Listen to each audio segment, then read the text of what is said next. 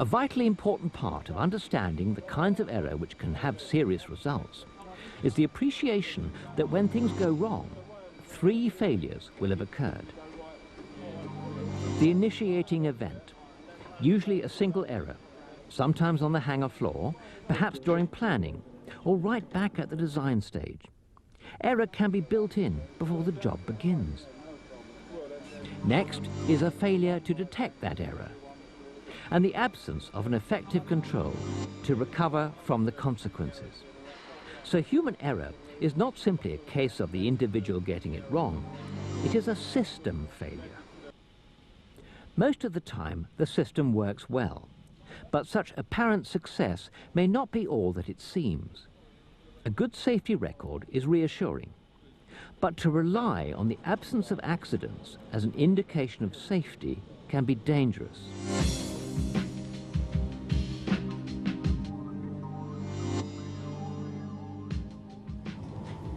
A cheese shop may seem to be an odd place to find out what happens when things go wrong.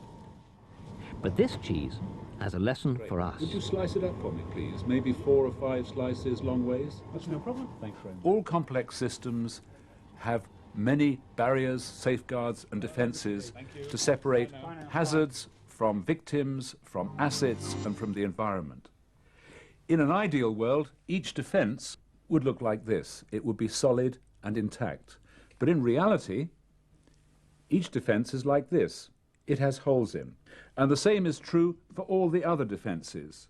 All the defences have holes in them. The defences which an organisation managing any kind of hazard must have include good documentation, clear communication, regular training, well thought out operating procedures, effective supervision, and thorough inspection. All are vital to cost-effective operations and the prevention of accidents and unwanted incidents. Day and night, the work we do, whether we realise it or not, is under attack by circumstances and our own inherent tendency to get things wrong. Usually, individual defences hold, and any breaches are frequently neutralised by the skill, experience and goodwill of people in the front line. But just occasionally they are not. Even then, the error is usually neutralised by other layers of defence elsewhere in the system. But sometimes the worst does happen.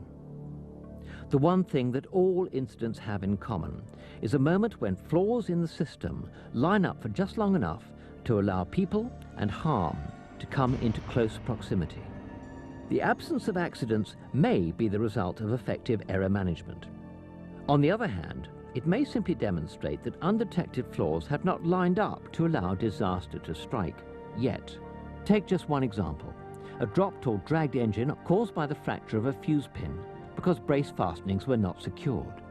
Similar incidents have occurred at least 5 times in different places around the world, among airlines operating from bases with different ethnic and cultural backgrounds. Progressively, defences were breached. In one case at least, the pattern looked like this. Procedures were not complied with. Communications failed. Work cards were not up to the job. Training was inadequate. Visible warnings were not present. Inspection did not pick up the error. What events like this demonstrate is that bad outcomes, just like good outcomes, are a team effort by everyone involved. It comes down to this. Defences are essential, but they are not enough.